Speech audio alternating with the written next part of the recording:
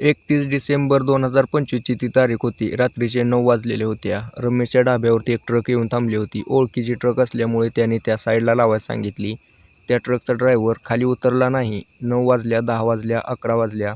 आता रमेशला थोडा शक व्हायला लागला होता. पण त्याला वाटलं की या ट्रकचा ड्रायव्हर जो आहे, आज 31 तारखेची पार्टी करून झोपला असेल. पण ट्रकमध्ये लाईट चालू होती आणि कसली तर हालचाल चालू होती. आता हा रेग्युलर कस्टमर असल्यामुळे याला ट्रकची काळजी घेणं महत्त्वाचं होतं. हा रमेश त्या ट्रकमध्ये जाऊन बघतो. त्याला वाटलं की कोण चोर वगैरे शिरलं काय चोरी करण्यासाठी, पण नव्हतं. त्या रमेशची बायको, ढाबा मालकाची बायको ट्रकच्या ड्रायव्हरसोबत शरीरसंबंध करत होती. ज्यावेळेला रमेश बघतो की त्याची बायको या ड्रायव्हरसोबत संबंध बनवत आहे, त्यावेळेला त्यानं असं काय केलं त्या दोघांसोबत, ही घटना आज सोशल मीडियावरती व्हायरल आहे. मित्रांनो, तुम्ही कसलाही अंदाज लावू नका. पूर्ण स्टोरी आधी जाणून घ्या. पूर्ण स्टोरी सांगतो, व्हिडिओला शेवटपर्यंत बघा याच्यासाठी. तर नमस्कार मित्रांनो, महाराष्ट्रामधील MS-13 या हायवेवरती घडलेली ही घटना.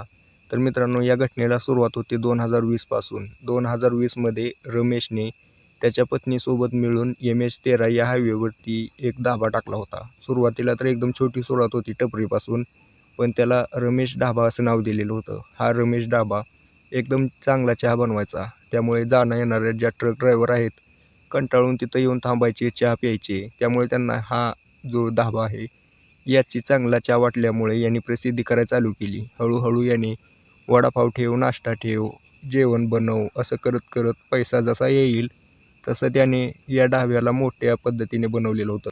आता याच्यापाशी चांगल्या पद्धतीने ग्राहक यायला लागले होते. जास्त करून ट्रक ड्रायव्हरच होते. आता ट्रक ड्रायव्हर म्हटलं की एकदम कंटाळलेली लोकं येऊन तिथं अंघोळ करणं, तिथं झोपणे हे सगळं चालायचंच. त्यानेही त्यांच्यासाठी एका हौदाची सोय केलेली होती. गरम पाणी असायचं कायम, बोरचं पाणी त्याच्यामध्ये पडायचं. त्यामुळे त्या लाईनचे जास्तीत जास्त ड्रायव्हर त्याच्या धाब्यावरती थांबून अंघोळ करून जेवण करून जायचे. त्याच्या धंद्यावरती चांगलाच त्याचा परिणाम झालेला होता. चांगला धंदा वाढला होता. रमेश तर भरपूर खुश होता, पण त्याची बायको खुश नव्हती. कारण हा जो रमेश आहे, तो जन्मापासून एवढा चेंगटा होता. चिमटापणा करत करत याने एवढा धाबा बनवलेला होता. त्याची बायको त्याला म्हणायची की कायम मला हे पाहिजे, ते पाहिजे, पण त्याची इच्छा कधीही पूर्ण नसायची. काम मात्र भरपूर करावं लागायचं. काही जरी चूक झाली तरी हा रमेश त्याच्या बायकोला तिला एकदम बेकार पद्धतीने वागणूक द्यायचा. तिथं येणाऱ्या ड्रायव्हरांसमोर असं काही बोलायचा घालून पाडून. त्या स्वतःला कसलंही आवडत नव्हतं हे असं बोलणं. स्वतः पूर्णपणे कंटाळून गेलेली होती. आता कसं तर जीवन काढायचं आहे म्हणून याच्यासोबत ती हसून खेळून बोलायची. सगळ्या कस्टमरसोबत हसून खेळून बोलायची. आता 2 दिवसापूर्वी ज्या कस्टमरसोबत यांनी तिची इज्जत काढली होती, त्याच्यापुढे जायलाही लाज वाटायची, पण काही इलाज नव्हता. हसून खेळून बोलून पूर्णपणे चांगल्या पद्धतीने चालू आहे असं वाटायचं. असं करत करत 2024 वर्ष उजाडलं होतं. सुनीलचा धाबा चांगला चालत होता. चांगली प्रसिद्धी होती, त्यामुळे नवीन नवीन ड्रायव्हर येत होते. यामधलाच एक ड्रायव्हर होता सुनील. सुनील 25 वर्षाचा. 2 वर्षापूर्वी त्याच्या हातात ट्रक आलेली होती. आधी त्याने किन्नरकी केली होती. चांगल्या पद्धतीने शिकल्यानंतरच त्याला मालकाने गाडी दिलेली होती. 14 टायर गाडी. एकदम चांगल्या पद्धतीने करायचा. निर्व्यसनी पोरगा.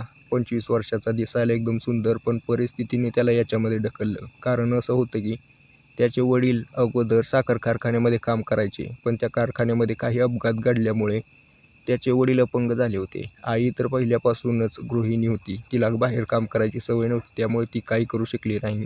हा जो सुनील आहे, शिक्षण तर घेत होता, पण वडिलांसोबत अपघात झाल्यामुळे त्याला ड्रायव्हिंग लाईनमध्ये यावं लागलं होतं. त्याच्या मित्राने त्याला आणलं होतं. त्याला सांगितलं होतं की पैसा तर भरपूर आहे, पण कष्ट करावे लागेल. सुनील कष्ट करायला कधीही मागं सरलेला नव्हता.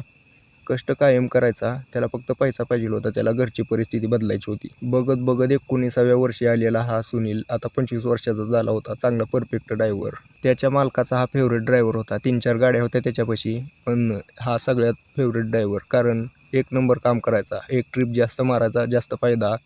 गाडीला कमी मेंटेनन्स. अशामुळे हा सुनीलला थोडा पगार वाढवून असायचा. त्यामुळे सुनील खुश होता त्या मालकासोबत. तर अशा प्रकारे त्याचाही धंदा चालू होता चांगला. आणि इकडं रमेशही धंदा चालू होता. पण या तिघांमध्ये सगळ्यात नाखुश होती ती. आता स्नेहाला एवढा कंटाळा आला होता की ती जीव द्यायचा प्रयत्न करत होती, पण शेवटी नशीब म्हणतात ना की काही ना काही घडून ती वाचायचीच. दिवसामागे दिवस जात होते. आता हा जो सुनील होता त्यांचा रेग्युलर कस्टमर झाला होता.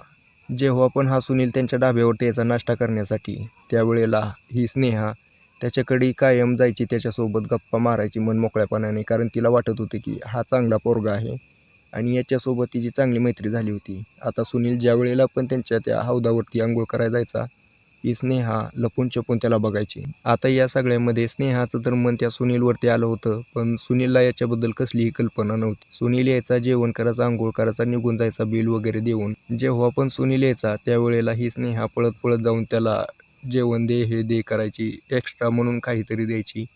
हळूहळू आता सुनीललाही कळू लागलं होतं की या धाब्याची मालकीण जी आहे स्नेहा, ती आता त्याच्यावरती लट्टू झालेली आहे. शेवटी हा पण सुनील ड्रायव्हर जवान होता, यालाही एखाद्या स्त्रीची गरज होती. घरचे तर लग्न जुळवायचा प्रयत्न करत होते, पण ट्रक ड्रायव्हर म्हणलं की लांबनच रामराम ठोकायचे. म्हणायचे की ट्रक ड्रायव्हरला देत नाही आम्ही पोरगी.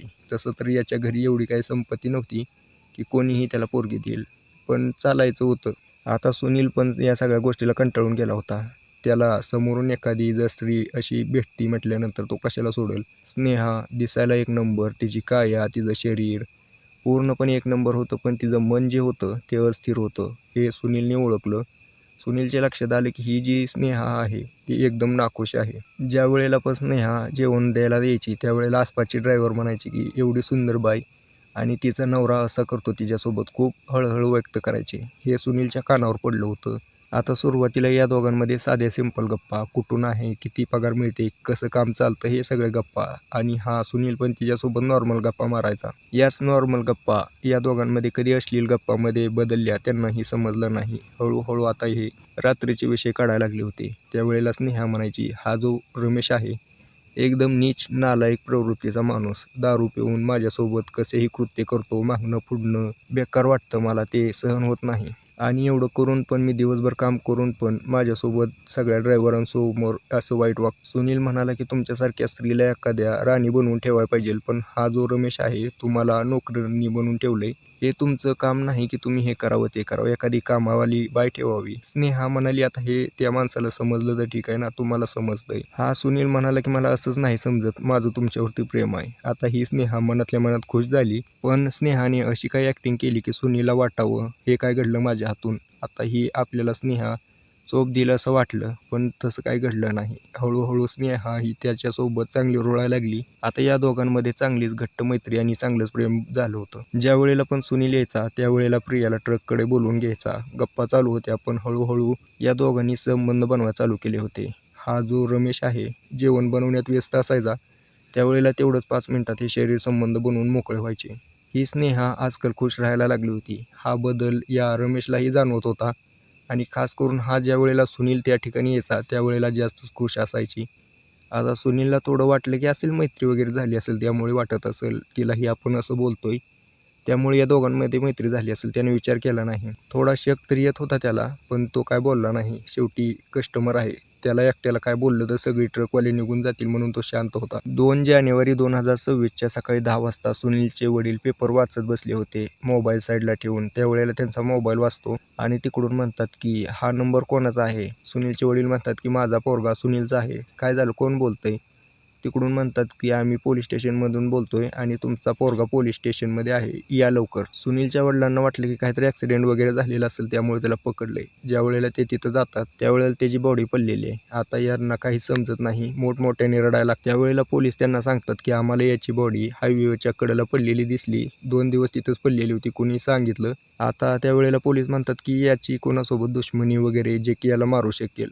त्याचे वडील म्हणतात नाही, हा गावात नसायचा, आता ट्रक लाईनमध्ये आहे, तिकडं काय झालं असेल तर मला माहीत नाही. पोलीस त्याची बॉडी त्याच्या वडिलांना देतात, ते अंत्यसंस्कार वगैरे करून टाकतात, पण पोलीस त्यांच्या पद्धतीने चौकशी करतच होते. सुनीलचा जो मोबाईल होता तो आता पोलिसांच्या हातात होता. पोलीस पूर्ण कॉल रेकॉर्डिंग हिस्ट्री वगैरे चेक करत होते. त्यावेळेला स्नेहा धाबावाली म्हणून एक नंबर सेव्ह होता, त्या नंबरवरची त्यांनी हिस्ट्री चेक केली तर शेवटचा कॉल तिच्यावरतीच होता आणि तिच्यासोबत तासनतास गप्पा चालायच्या. पोलिसांना शक आला, लोकेशन टाकलं तर ती रमेशच्या ढाब्यावरती येऊन थांबले. पोलिसांनी रमेशला चौकशीसाठी बोलवलं आणि विचारलं की ही स्नेहा कोण. तो म्हणला की माझी बायको. काय झालं साहेब, आणि ही या ड्रायव्हरसोबत का बोलत होती. आता मला माहीत नाही त्यांच्यामध्ये मैत्री असेल. काय झालं साहेब, काय विषय.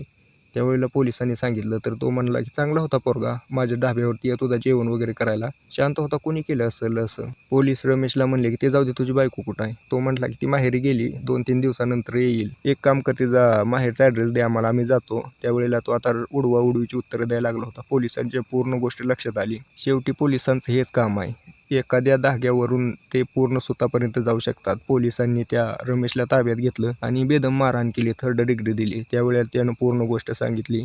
31 डिसेंबरच्या रात्री 9 वाजता सुनील रमेशच्या ढाब्यावरती येऊन थांबला. जेवण वगैरे केलं. रमेशला बिल द्यायला गेल्यानंतर त्यानं बघितलं की हा रमेश जो आहे नशेमध्ये आहे. याचाच फायदा सुनीलने घ्यायचा प्रयत्न केला. सुनील ट्रकमध्ये गेला आणि स्नेहाला फोन केला, ये तोपर्यंत आपण संबंध बनवून तू माघारी जा, असं म्हटल्यानंतर स्नेहा तिथे गेली. पण या सुनीलने पॉवरच्या गोळ्या आणल्या होत्या. आता या दोघांमध्ये पॉवरच्या गोळ्या खाऊन पूर्ण अर्धा 1 तास शरीरसंबंध चालले. त्यावेळेला सुनीलला थोडा, स्नेहा तर पूर्णपणे एन्जॉय करत होती, पण ती पूर्णपणे विसरून गेली होती की धाब्यावरती काम आहे. आता हा रमेश तिला शोधत होता. त्यावेळेला त्यानं या सुनीलच्या ट्रकमध्ये बघितलं, थोडी सावली दिसत होती. त्याला वाटलं की चोर घुसलाय का म्हणून तो बघायला गेला. त्यावेळेला तर हा सुनील आणि त्याची बायको स्नेहा संबंध बनवत आहेत. आता त्या स्नेहाला काही समजेना की काय झालं. स्नेहाच्या नवऱ्यानं आता या दोघांना बघितलेलं होतं. रमेश त्या दोघांवरती ओरडायला लागला. त्याने तिथंच पडलेली एक टॉमी घेतली, ट्रकमध्ये घुसला आणि दोघांच्या डोक्यात बेदम मारहाण चालू केली. दोघे हालू शकत नव्हते. दोघांच्या शरीरातली पूर्ण ताकद गेली होती संबंध करून. त्या ठिकाणी त्या दोघांना संपवून टाकले. लाईट बंद केली आणि ट्रकचा दरवाजा बंद करून तो धाब्यावरती जाऊन बसला. सगळी गर्दी गेली. 12-1 वाजता त्याने उचलून सुनीलला एका ठिकाणी टाकून दिलं आणि त्याच्या बायकोला घरी नेऊन विहिरीत टाकून दिलं. त्यावेळेला पोलीस विहिरीमध्ये जातात तर हो, स्नेहा होती. पोलिसांनी या रमेशवरती गुन्हा दाखल केलेला आहे. तर आता हे तर जेलमध्ये आहेच. आता पोलीस या रमेशला सजा तर देतीलच. बाकी तुमचं याच्याबद्दल काय मत आहे? यामध्ये चूक कोणाची? ही घटना जी सांगितली तुम्हाला, तुम्ही विचलित व्हावं म्हणून नाही, तर तुम्हाला याच्यामधून बोध घेता यावा, अनैतिक संबंधापासून दूर राहावं. व्हिडिओ आवडला असेल तर लाईक करा, शेअर करा, चॅनल सबस्क्राईब नक्की करा.